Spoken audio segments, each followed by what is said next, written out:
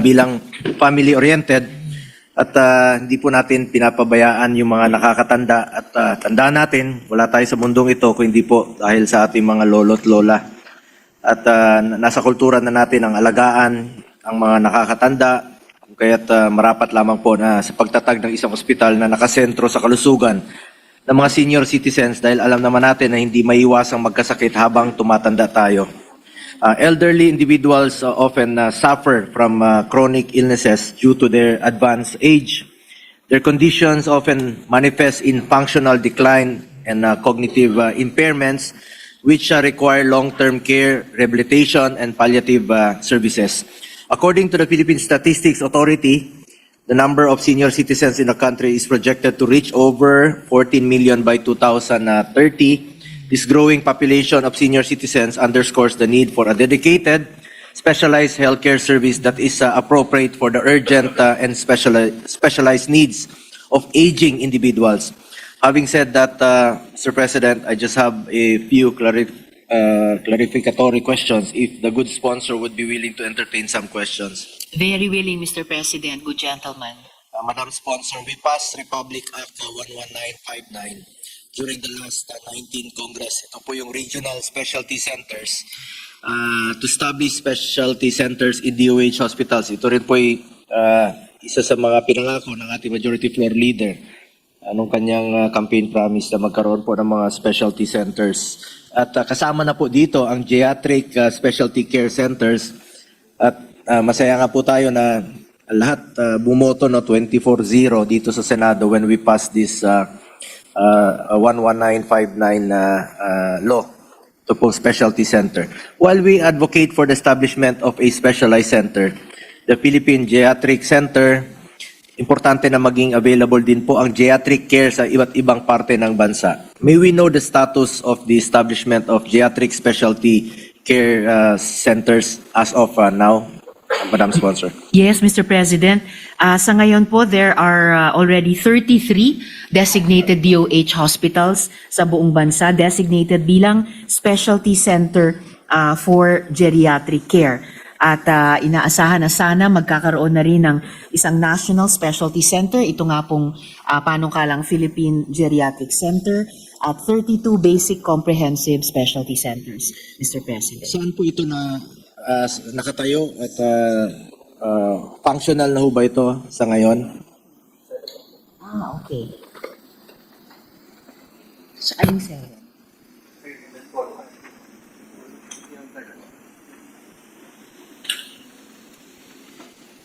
Okay. Saan yung 7? Ito. All right. Yes, Mr. President. So out of the 82 DOH hospitals, good gentlemen, 33 are designated as specialty centers for geriatric care. At ang fully functional, kompleto na sa ngayon ay 7. At 26 ang ongoing development targeted for completion by 2028. At yung 7 yon na fully kompleto at fully functional sa ngayon ay nasa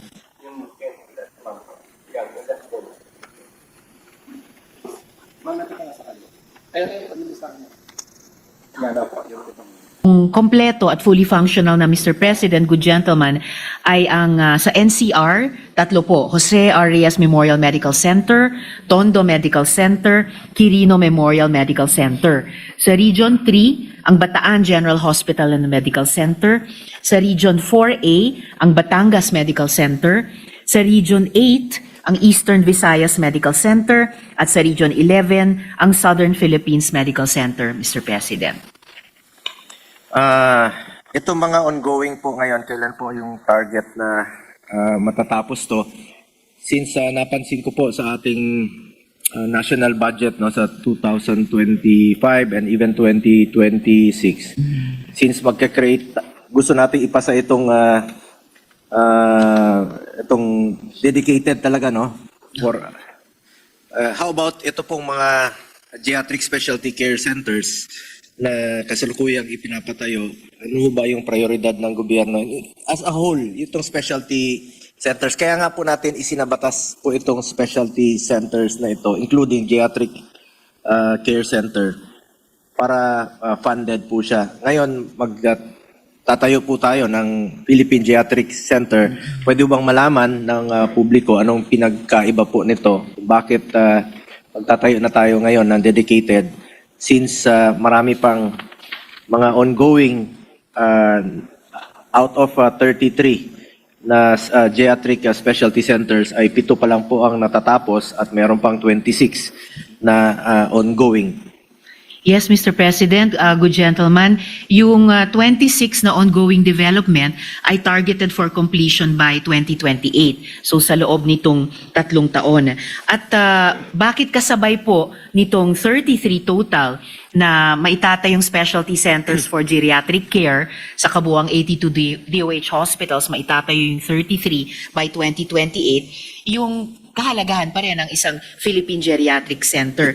Dahil po, Mr. President, ang Pilipinas ay nilalarawan na aging rapidly at hindi pa po handa yung ating health system. Karamihan po ng mga ospital ay kulang pa ang kapasidad para tugunan yung complex na pangangailangan ng older adults at gaya ng napag-usapan sa good gentleman mula sa BARM kanina, may severe shortage po ng geriatric specialists at saka trained personnel. Na ang nagiging resulta, Mr. President, yung older persons madalas nahaharap sila sa fragmented care na walang dedicated na national institution na responsable para i-coordinate yung geriatric services o isiset yung standards o magsusulong ng research. Kaya nga po itong pagsulong ng total na 33 specialty centers for geriatric cares out of yung 82 DOH hospitals by 2028, kasama na po sa gagawin nilang trabaho ay yung pagtataguyod ng standards para sa development ng mga specialty centers na ito at iba pang levels of facilities for geriatric care, Mr. President. Do I agree with you, no? Pero sana po mabigyan po ito ng prioridad yung pagpupondo po nitong mga specialty centers dahil kasama naman po ang geriatric specialty centers po dito. For the record, sa SPMC, Southern Philippines Medical Center, isa po tayo sa nagsulong noon na during my time na naging chairman po ako ng Committee on Health for 6 years na mapondohan po itong mga specialty centers including ito, yung mga 7 natapos na rin po na isinulong rin po natin and including ito rin pong mga ongoing. Sana po'y mabigyan po ng prioridad ng DOH yung pagpupondo para matapos na po ito. Dahil itong plano nating paglalagay ng Philippine Geriatric Center, most likely dito po ito ilalagay sa National Capital Region sa Maynila. No? So marami, yung iba mahirapan na pong bumiyahe. Sana po matapos kaagad itong mga specialty centers na ongoing pa at yung plano in accordance with the law. May batas naman tayo na 17 specialty centers yan kasama na po yung geriatric center. Sa batas ng Republic Act 11950, magtatatag po ng mga specialty centers including geriatric centers, specialty centers sa mga existing DOH hospital sa buong bansa. Hindi siya stand-alone dahil tagal po nitong gawin. Kaya ilalagay na po doon sa mga existing DOH hospital. Hindi lang po sa itong geriatric, including yung mga heart care, cardiovascular care, no? Ortho, brain and spine, National Kidney Institute. Ayun, available na po siya sa Mindanao, sa Southern Philippines Medical Center. Yun sanang bigyan rin natin ng prioridad na mapondohan. Napansin ko lang kasi medyo hindi po ganon kalaki yung allocation o yung ina-appropriate na funds yearly since batas na po ito. So yun lang po ang akin Madam Sponsor. Sana may isulong nyo rin po na mabigyan rin po ng malaking funding yearly dahil batas na po itong Republic Act 11959. Another... Opo, bago po magpatuloy ang good gentleman, Mr. President, nais ko lang ipahayag ang aking pakikiisa sa concern nila.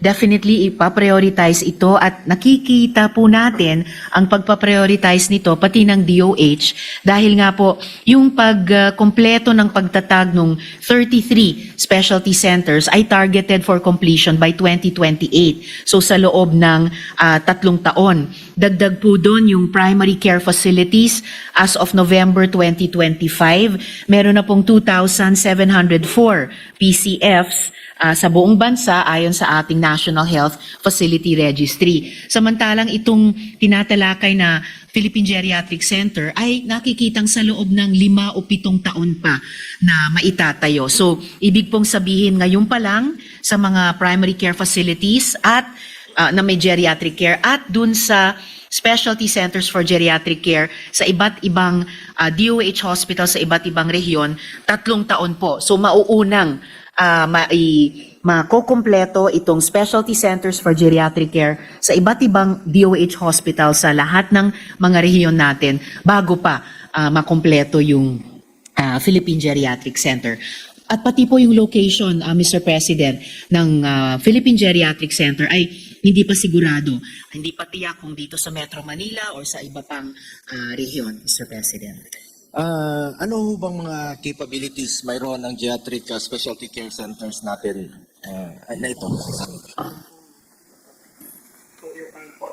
Ay, itong specialty center. Anong capabilities? Ito. O ito. Yung specialty center. Yan pong ginagawa kaya.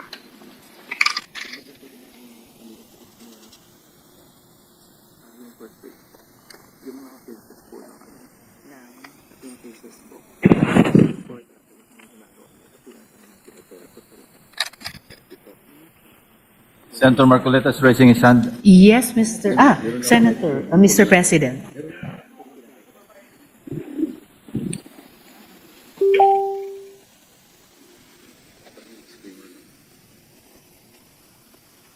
Salamat, Mr. President and good gentlemen mula sa Davao. So, ang kino-contemplate po sa Philippine Geriatric Center, may both inpatient at saka outpatient. And nakikinikinita na po natin yon sa kasalukuyang services na ina-afford doon sa kasalukuyang National Center for Geriatric Health na nakalocate sa ngayon sa Jose Reyes Memorial Medical Center. Sa karanasan po nila, sa kanilang outpatient services, nakapag-cater po sila nung taong 2024 sa 56,192 seniors.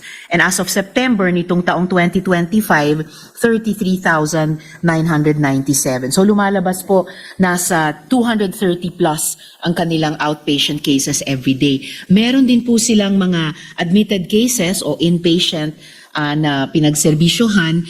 2024 nasa 2,994 admitted cases, and as of September nitong taong 2025, 2,200 naman. So lumalabas nasa 8 hanggang 10 nakatatandang ina-admit nila araw-araw. And to think, Mr. President, yan po ay isang napaka-modest na 25-bed capacity lamang. Kapag nag-exceed na po sila ng bed capacity na iyon, nire-refer na po nila yung kanilang mga pasyente sa JRRMMC for admission and collaboration on the cases, Mr. President. Sa ngayon po, ano ho bang na-designate na National Specialty Center for Geriatric Care? Sa ngayon po, dahil tinatalakay pa lang yung posibilidad ng pagtayo ng Philippine Geriatric Center, ang tinuturing na National Center ay yung lamang pong NCGH o National Center for Geriatric Health na nandun po sa Jose Reyes na may limited 25-bed capacity para sa inpatient and also limited pero pinag-iigihan na rin po nila capacity to address outpatient cases. At malawak po, Mr. President, good gentlemen, ang burdens of diseases na tinutugunan nila. Ayon po sa National Center for Geriatric Health sa Jose Reyes, ito po ay mula hypertension hanggang osteoarthritis, diabetes at cardiovascular, cancer, visual impairment, balance and gait disorder, cognitive impairment, hearing impairment, sleep disorder, urinary incontinence, dentition problem. At para tugunan ang ganitong mga burdens of disease o mga pangangailangan, ang na-offer po ng National Center for Geriatric Health sa Jose Reyes sa ngayon ay itong mga serbisyo. Yung hospital admission nga po, rehab and physical therapy, diagnostic services, stroke clinic, dementia and memory clinic na tinalakay nga po kasama ni Senator Robin kanina, maintenance refills, fall risk assessment, dental, dialysis, geriatric assessment services, pati po end-of-life, dilemma, family conferences, at senior citizens daycare among others, Mr. President. Ito yung Dr. Eva Macaraig Macapagal National Center for Geriatric Health. Annex po ito ng Jose Reyes Memorial Medical Center. Ito po sa kasalukuyan ang ginagamit na National Center for Geriatric Health. Tama ho ba, Madam? Tama po, yung naunang pangalan ay yung dating pangalan at kasalukuyan yung Jose Reyes at particular yung National Center for Geriatric Care, Mr. Bakit hindi na lang po ito sa halip, no, magtayo ng bago? Bakit hindi po ito ang gawing Philippine Geriatric Center? Yun po ay na-consider pero only briefly, Mr. President, dahil hindi po kakayanin na dun sa kasalukuyang espasyo na makapagtayo ng sapat na laki at may kapasidad na National Geriatric Center, Mr. President. So you mean yung pagtatayo natin na to sa ngayon, Madam Sponsor, wala pang Right, Mr. President. gusto lang nating institutionalize pero wala pang venue or location rather location or wala pa talagang funding sa ngayon po, Madam Yung Sponsor. in fact, opo Mr. President, good gentlemen, in fact yung pong final location ay ipauubaya po sa Department of Health na tukuyin kung saan exactly yung National Geriatric Center, Mr. President. Pati yung pondo, magkano ho ang plano nilang i-alat dito? Sa ngayon po, kung pagbabasihan po natin yung OFW Hospital bilang baseline na yan po ay 100-bed na Dole Hospital, kung magtayo halimbawa ng isang kahit 100-bed muna na Philippine Geriatric Center, magsisimula humigit kumulang sa 550 million pesos para sa construction at basic equipment. At kalaunan po sa tinatayang itatagal na 5 hanggang 7 taon na construction nito dahil mangangailangan po ng specialized wards, rehabilitation facilities, diagnostics, long-term care areas at posibleng research at training spaces. So inaasahang mas mataas ang kabuoang gastos, pero yun na nga po kung itatranches hulugan sa loob ng 5 hanggang 7 taon, maaaring umabot kabuuan sa 600 million hanggang 1.2 billion pesos, Mr. President. Kung maitatayo po ito, ma-institutionalize po itong Philippine Geriatric Center, once it is established, ano maging role po ng National Center for Geriatric Health? Pwede ba silang magtulungan o mag-complement with each other? Sayang naman po itong nandiyan na ginagamit na po ngayon sa Jose Reyes Medical Center bilang National Center for Geriatric Health. As is where is lamang po, Mr. President, good gentlemen, yung National Center for Geriatric Health sa Jose Reyes, dahil nga ngayon pa lang sinusulong na nga ng DOH na sa iba't ibang hospitals nila ay magkaroon ng geriatric units, at hindi lamang sa primary care facilities, magkaroon ng specialty centers for geriatric care. So definitely mananatili po, Mr. President, yung kasalukuyang National Center for Geriatric Health dun sa Jose Reyes, Mr. President. Importante po na we are not abandoning the existing system, but instead making sure that they complement one another. Is this correct, Madam Sponsor? Yes, that is very correct, Mr. President. So may posibilidad talaga na yung NCGH na gumagampan sa mandato ng magiging Philippine Geriatric Center bilang National Apex Specialty Hospital for Geriatric Care, mananatili po itong NCGH sa Jose Reyes. Ia-absorb po ng Philippine Geriatric Center yung kabuuang National Center for Geriatric Health, or isa pang posibilidad, gayahin nga po ang complementation, yung importanteng terminong binanggit ng good gentleman, gayahin ang complementation ng San Lazaro Hospital at RITM bilang centers for infectious disease. Na ito namang magiging PGC, harinawa, hospital-based na directly nag-i-interact sa mga senior citizens araw-araw dahil may na-offer silang beds, wards, services at bilang science and research institution din na kahit may limited clinical beds para sa advanced geriatric care management. So, magkakaroon din ng leeway ang Department of Health i-finalize yung disenyo ng geriatric center in relation sa lahat pa ng mga ospital, lalo na ang kasalukuyang NCGH at yung iba pang DOH hospital sa iba't ibang rehiyon na mayroon na at magkakaroon ng specialty centers for geriatric care, Mr. President. Madam Sponsor, will this center be the National Specialty Center for Geriatric Care? Opo, Mr. President. May we know the wisdom behind establishing this center under the Department of Health, no?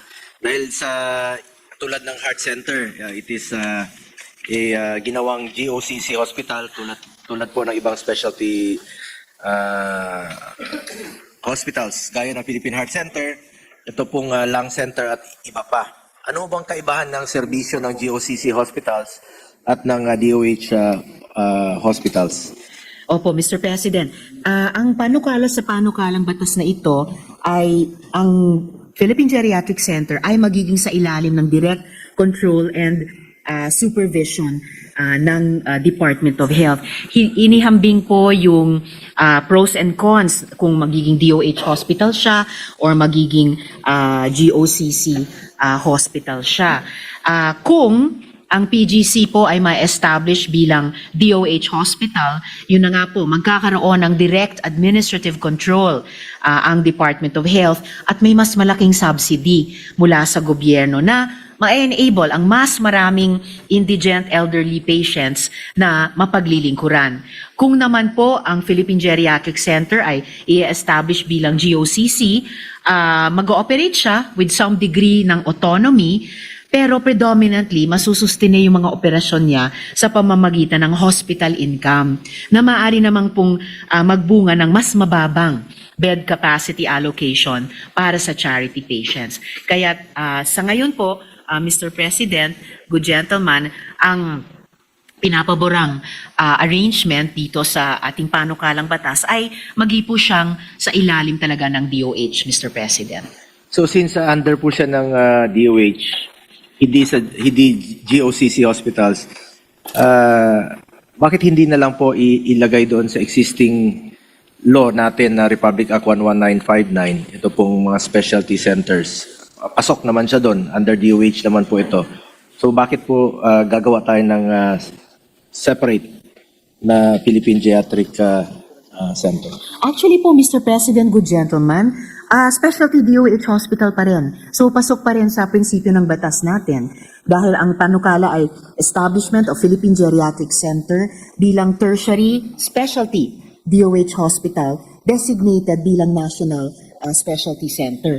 At sa ganitong paraan, Mr. President, magiging mas accessible siya, mas kaya niyang mag-expand ng bed capacity, at mas makapag-deliver siya ng mas specialized services na magfo-foster din po ng research and innovation, Mr. President. Madam Sponsor, my question is, bakit hindi po ba siya pasok sa existing law, establishing specialty center sa ngayon? Bakit kailangan natin na gumawa o institutionalize natin itong Philippine Geriatric Center, Madam Sponsor?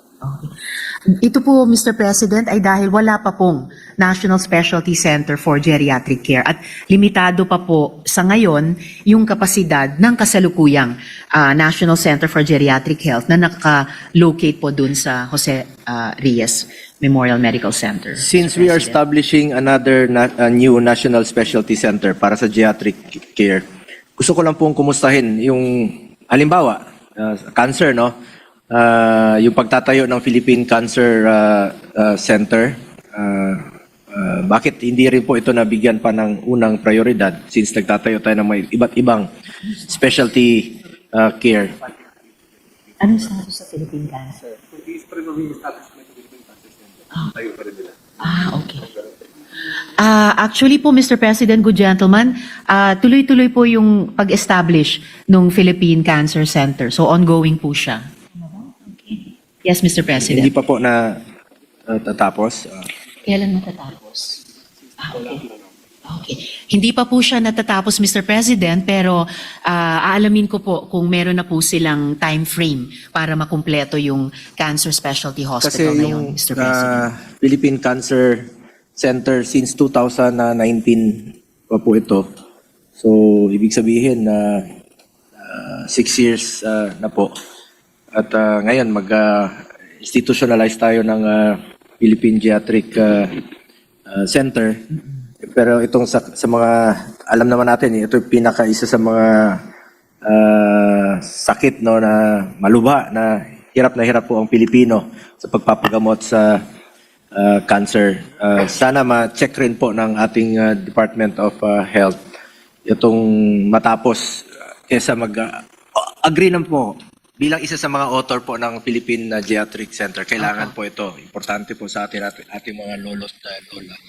Pero kadalasan din po, nagkakasakit din po ng cancer at napakahirap po magkasakit ng cancer.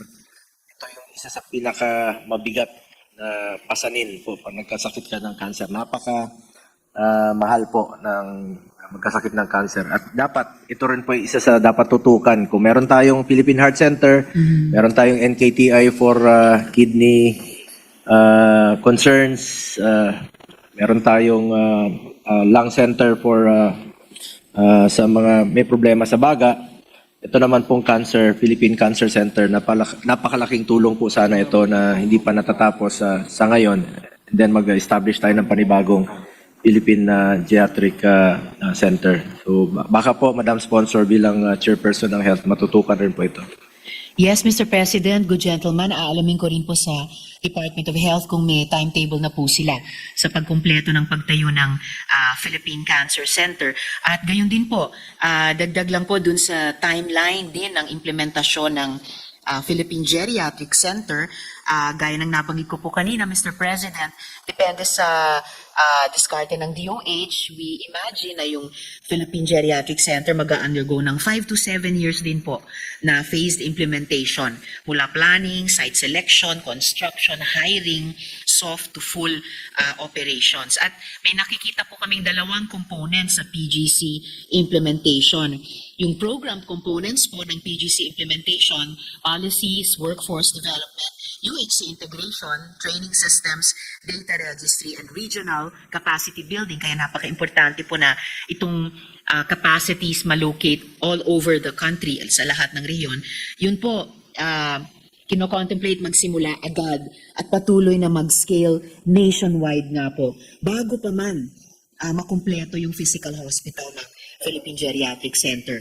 Samantala yung infrastructure component naman, magko-cover po sa lahat ng tangible physical aspects. Land acquisition, dahil wala nga pong natukoy pa na location, construction, hospital buildings, medical and ICT equipment, labs, rehab facilities, and commissioning. So, in terms of phasing po, yung program components ay pwedeng magsimula agad upon the effectivity of the law, tapos scale progressively, kahit habang po under construction pa yung hard infrastructure, para masigurado po na ready to deliver ang system kapag operational na po yung ospital, Mr. President. Since nabanggit niyo po, 5 to 7 years po matatapos itong Philippine Geriatric Center. At tulad rin po ng Philippine Cancer Center, 6 years na hindi pa natatapos. At napakahalaga po ng panahon. Time is of the essence always, lalong-lalo na po para sa ating mga minamahal na mga senior citizens. Doon po lumalabas ang sakit, no, pag tumatanda tayo. At since meron nga po tayong existing law, ito pong regional specialty centers, kaya po isa sa aking suggestions kanina na bigyan rin po, pagtuunan po ng pansin. Since part na po ng regional specialty centers na ating ipinasa rito noong 19th Congress ang batas na ito, part po siya doon sa 17 ng mga specialty centers. Sana i-strengthen natin itong batas na ito dahil existing naman po ito at it will At sana mag-complement each other po siya pagdating ng panahon po at walang masasayang na oras. Definitely, Mr. President, good gentleman. Itong lahat naman ng mga efforts natin at ng Department of Health ay complementary po talaga, pati sa usapin na geographical. Kaya nga po, kukumpletuhin yung 33 designated na specialty centers for geriatric care sa 82 DOH hospitals sa buong bansa at kukumpletuhin po by 2028. At gayon din, ngayon pa lang, nung Nobyembre nitong taon ay meron na pong 2,704 primary care facilities. Gayon din po sa buong bansa natin. At syempre, nasa apex po doon yung mga specialty hospitals natin. Kaya't maganda sa universal healthcare system natin, talagang nakikitang essential na ikalat po ito sa lahat ng ating mga rehiyon all over the country, Mr. President. Salamat po para hindi rin po masayang yung oras at hindi rin po masayang yung pinasa nating batas. Unanimously, 24-0 po yung bumoto nito sa Senado. Ito po Regional Specialty Centers Act at yung principal author si ating Majority Floor Leader. At ako rin po naging principal sponsor ng batas na ito. Madam Sponsor, additional question. Who will head the Philippine Geriatric Center?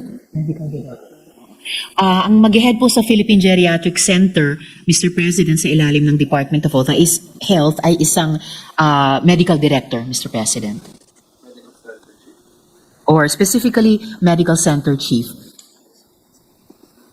At wala po kasi nakalagay sa bill. Will it not be more prudent to include qualifications for the head of this center?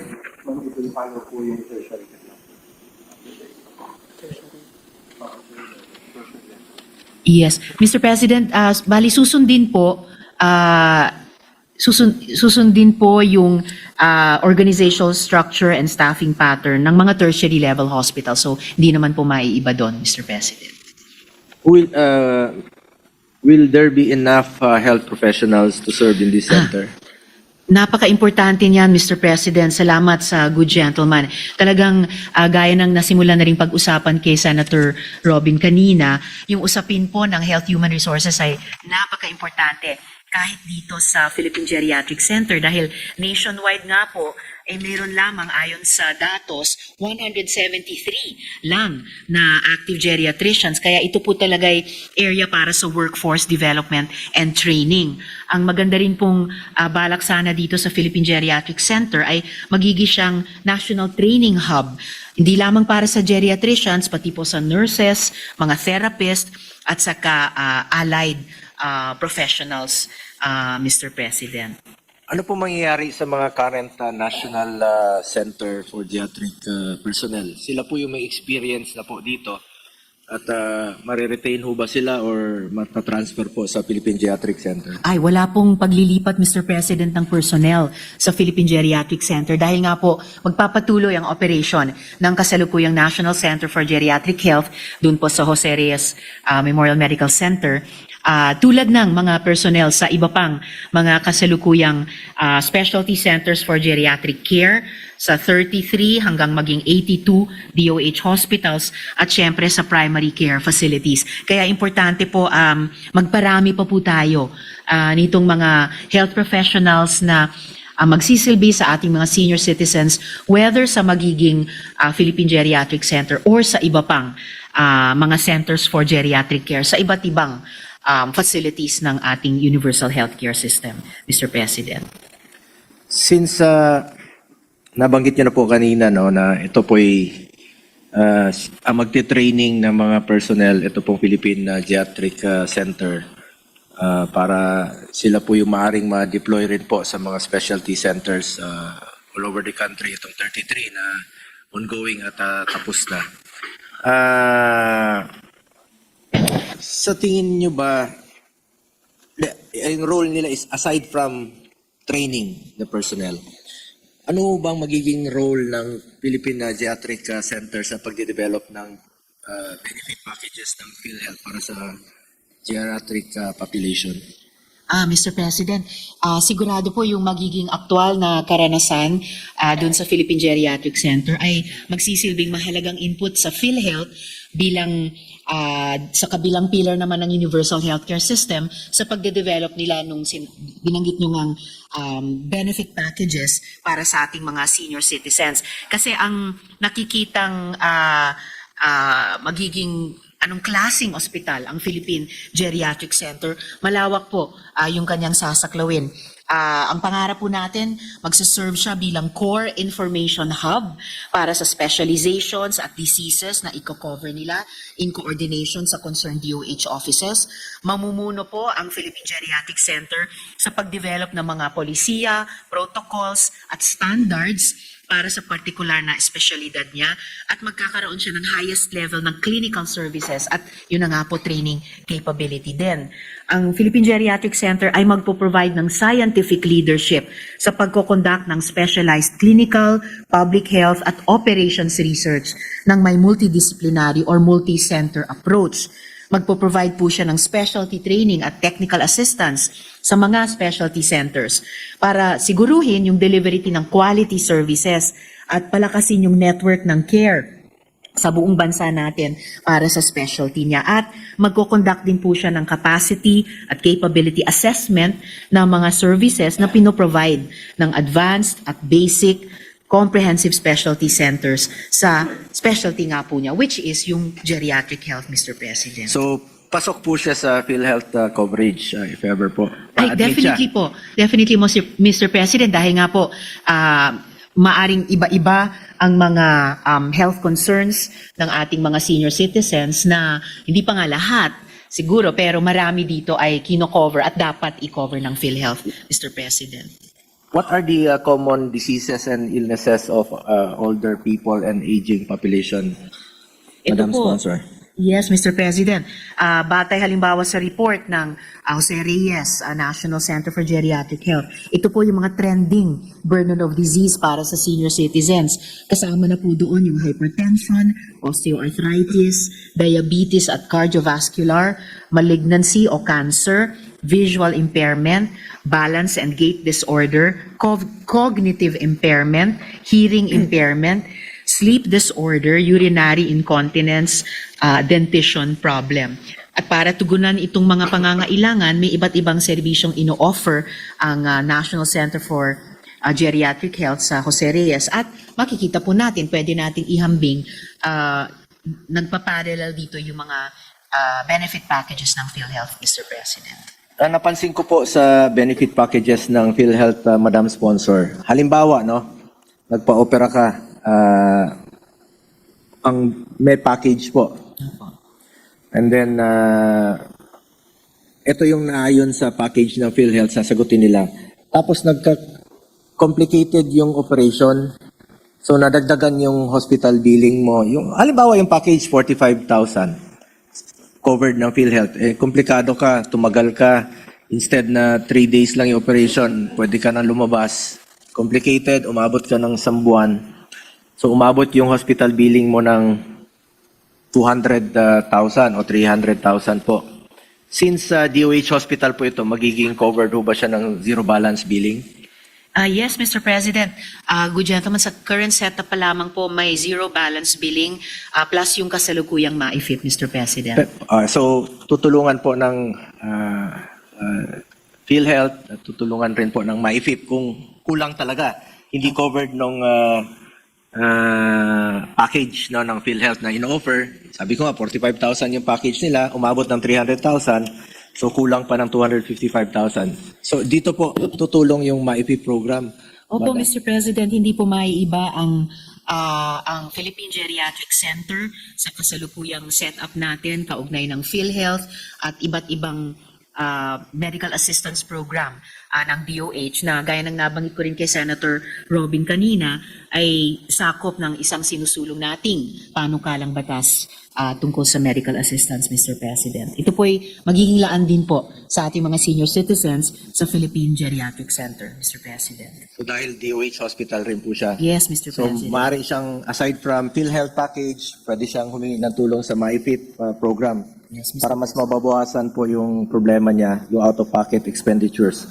Since DOH Hospital po ito, Madam Sponsor, posible ho ba magkaroon ng malasakit center din dito dahil batas na po ito, Republic Act 11463 at DOH Hospital naman po nasa batas na pwedeng paglagyan ng malasakit center yung DOH Hospital na ito at napag-usapan po natin kanina na pag umabot po ng 300,000 yung hospital billing niya, 45,000 lang sinagot ng PhilHealth, sabi niyo nga, pwede siya lumapit sa MyFIP program, tutulungan siya ng hospital based sa assessment at makakatulong rin po kung merong help desk po doon na pwede niyang lalapitan at hihingan niya ng tulong para mababawasan po yung out-of-pocket expenditures niya, Madam Sponsor. So ngayon po, Mr. President, kung ano yung setup po natin sa mga DOH hospitals para iabot yung medical assistance sa ating mga pasyente, senior citizens o iba pa, ay definitely ipagpapatuloy po natin yan. At kaya nga isinusulong yung ating panukalang batas tungkol sa Universal Healthcare Medical Assistance Program, Mr. President. So, pwede niyang lapitan rin yung help desk na malasakit center, Madam Sponsor. Kung ano yung setup sa ngayon at kung ano yung magiging setup sa future, anuman yung hugis niya, definitely, Mr. President, itutuloy natin yung pag-extend ng zero balance billing, yung MAIFIP at lahat pa po ng klase ng medical assistance, Mr. President. Kasi nasa batas po ng malasakit center na yung mga DOH hospital ay pwede pong paglagyan ng part po ng batas na ito, no, establishing malasakit center sa mga DOH hospitals. Malaking tulong nga po 'yon sa pasyente, lalong-lalo na po sa mga matatanda, no, na hindi na nila kailangan pumila pa sa PCSO para humingi po ng tulong. Lalabas pa sila ng hospital since qualified naman po yung geriatric center o geriatric specialty center, no. Paglagyan rin po ng malasakit center, Madam Sponsor. As I mentioned, Mr. President, good gentleman, kung ano po yung umiiral na forma sa ilalim ng DOH hospitals ng medical assistances natin sa ating mga pasyente, senior citizens o iba pa, whether zero balance billing or yung MAIFIP or yung assistance ng PCSO, PAGCOR, DSWD, magpapatuloy po iyon definitely. At pati po sa Philippine Geriatric Center, pag naitayo na siya in 5 to 7 years, Mr. President. Under the law, Madam Sponsor, ng Republic Act 11463, required po ang DOH, no, to establish malasakit center sa lahat po ng DOH hospitals. At malaking tulong nga po ito sa mga pasyente, lalong-lalo na po sa mga senior citizens na hindi na sila makaawa, prepare po nila yan. In fact, yung malasakit centers, wala naman po siyang sariling pondo. Ano po siya, umbrella, kumbaga structure po siya, nandiyan na po yung PhilHealth, nandiyan sa loob ng kwarto, kumbaga ito magkakatabing lamesa, nandiyan na yung PhilHealth, nandiyan na po yung PCSO, nandiyan na po yung DOH pag tumulong through MyFIP program, at nandiyan na rin po yung DSWD para sa pamasahe ng pasyente at pagkain na pwede nilang hingan ng tulong. So ang aking tanong, Madam Sponsor, magkakaroon ho rin ba ng malasakit center since required po ang DOH to establish malasakit center sa lahat ng DOH hospitals? Mr. President, good gentleman, kung required pa rin sa 5 o 6 na taon mula ngayon kung kailan makukumpleto na at maitatayo ang Philippine Geriatric Center, then subject ang lahat ng DOH hospital, pati ang Philippine Geriatric Center sa mga batas. And speaking of, ayaw natin na nagmamakaawa ang mga pasyente, kahit para sa guarantee letter, ayaw natin nagmamakaawa ang mga pasyente. So, whether kasalukuyang center or yung maitatayong sistema ng ating isinusulong na Universal Healthcare Medical Assistance Program, patuloy yung pagdaloy ng assistance na iyon sa ating mga pasyente, Mr. President.